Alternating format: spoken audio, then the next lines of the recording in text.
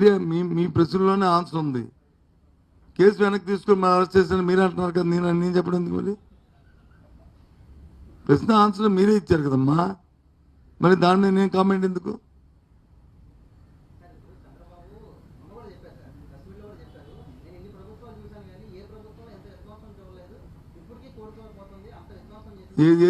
ఏంటి కోలుకోలేకపోతుంది? చేతకానుడు ఏం మాట్లాడతారు, చేత కాకపోతే ఏదైనా మాట్లాడచ్చు. ఏంటి విధ్వంసం? మీరు మీరు రాష్ట్రమంతా వదిలేద్దాం, రాష్ట్రమంతా పక్కన పెడదాం. మనం విశాఖపట్నంలో బతుకుతున్నాం, విశాఖపట్నం సిటీలో బతుకుతున్నాం, విశాఖపట్నం జిల్లాలో బతుకుతున్నాం. ఇక్కడ చెప్పండి విధ్వంసం ఏంటో? కొన్ని రాష్ట్రంలో చెప్పండి, నేను చెప్తాను. రుషికొండ విధ్వంసమా? అది ప్రభుత్వ కట్టడం.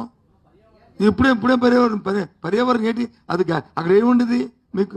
అక్కడ ఏముండేది? రుషికొండలో ఒక టూరిజం గెస్ట్ హౌస్ ఉండేది. ఇప్పుడు గెస్ట్ హౌస్ కట్టాం, ఇప్పుడు కట్టాం. అంతేగా, అంతకంటే ఏముంది? అంతకంటే తేడా ఏంటి ఉందంటాను. ఏదమ్మా, ఎవరో ఒకరు ఏది గెలిస్తే తప్పే ఉంది? ప్రభుత్వ భవనం తప్పే ఉంది? దాని తెలుగు ప్రభుత్వ భవనమా లేకపోతే ప్రైవేట్ ఆస్తి? అది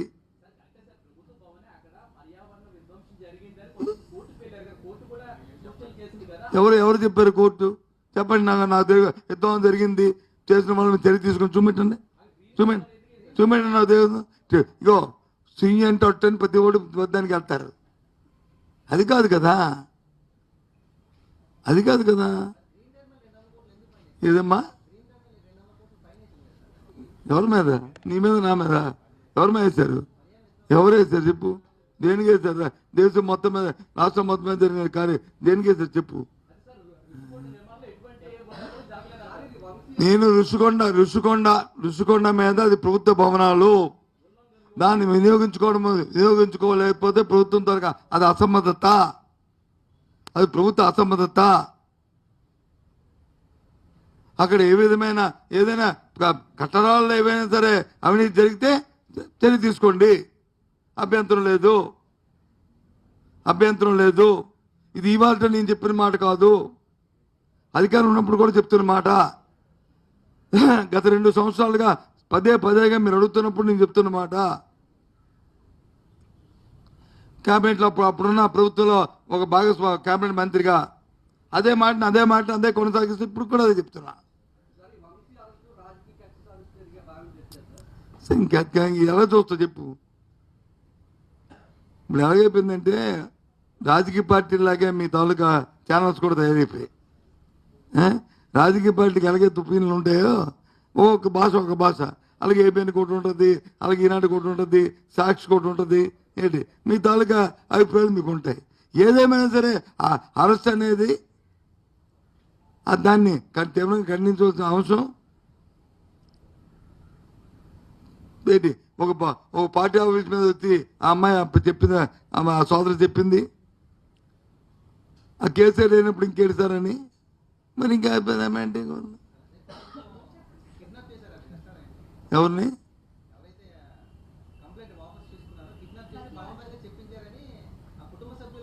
ఏం నాకే తెలియదు, నిజంగా చెప్తాను, నాకే తెలియదు. నేనంతా ఇలాంటి వాటి మీద అంత దృష్టి పెట్టను.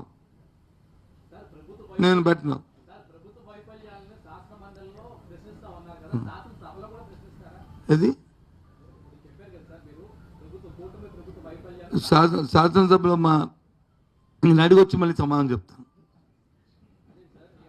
నేను శాసనమండలి వరకు నేను అథారిటీ అని చెప్పాను.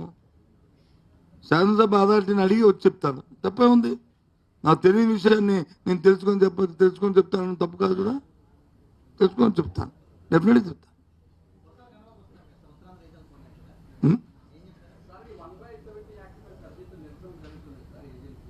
మాట్లాడతాను, ఇస్తాను, మాట్లాడతాను.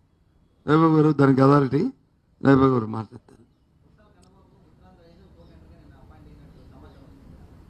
అపాయింట్మెంట్ కాదు, పార్టీ నామినేట్ చేసింది. ఇది అపాయింట్మెంట్, ఉద్యోగాలు పార్టీ నామినేట్ చేసింది. ఇక్కడ బాధ్యతలు పర్యవేక్షించమని చెప్పి ఆయన పెట్టి చెప్పింది. ఆయన ఇంతకుముందు ఇక్కడ విశాఖపట్నం ఉమ్మడి జిల్లాలో ఉన్నప్పుడు ఇన్ఛార్జ్ మంత్రి కూడా చేశారు కాబట్టి ఆయన్ని పెట్టింది. ఏంటండి విజయసాయిరెడ్డి గారు ఎందుకు వేపుకొచ్చారు మీకు? ఇప్పుడు నా తిరిగి కొడుతున్నాను. అతని ప్లేస్ మధ్యలో ఇంకోళ్ళు వచ్చారు కదా.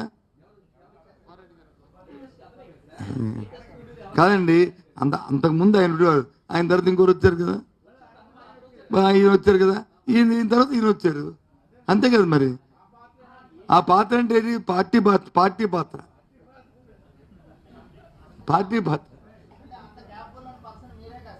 ఏది క్యాబిలిటీకి ఏమైనా డెఫినేషన్ ఉంది? క్యాబిలిటీకి ఏమైనా డెఫినేషన్ ఉందా? పార్టీలో అందరు నాయకులు అందరికీ క్యాబిలిటీ ఉన్నాయి. అందరికీ క్యాబిలిటీస్ ఉన్నాయి. క్యాబిలిటీ లేని వాళ్ళు ఎందుకు పార్టీ ఎంపిక చేస్తారు?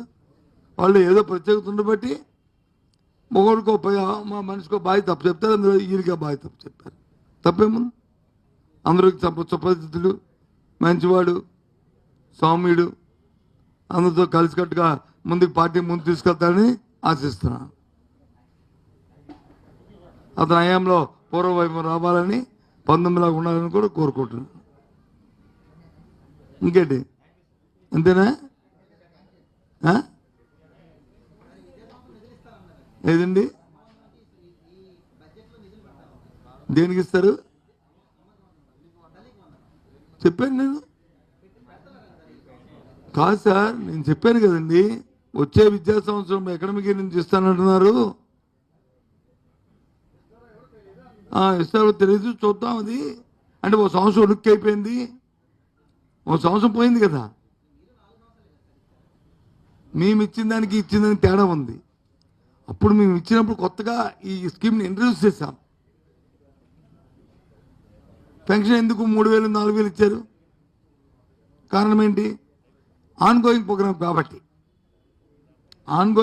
కాబట్టి ఆటోమేటిక్గా 1,000 రూపాయలు పెంచి ఇచ్చాం.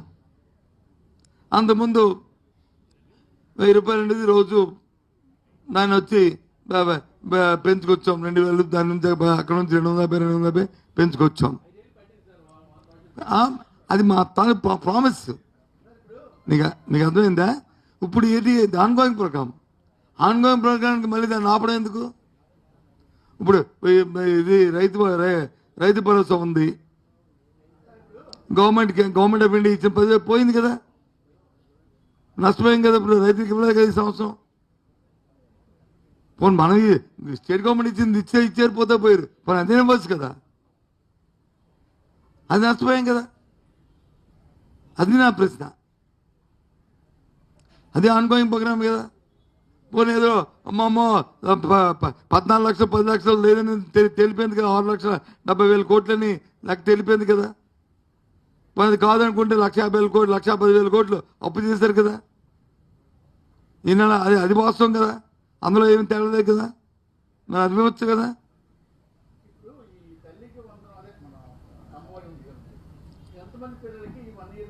నేను కాదు, గవర్నమెంట్ కదా. ఇది పిల్లలకా?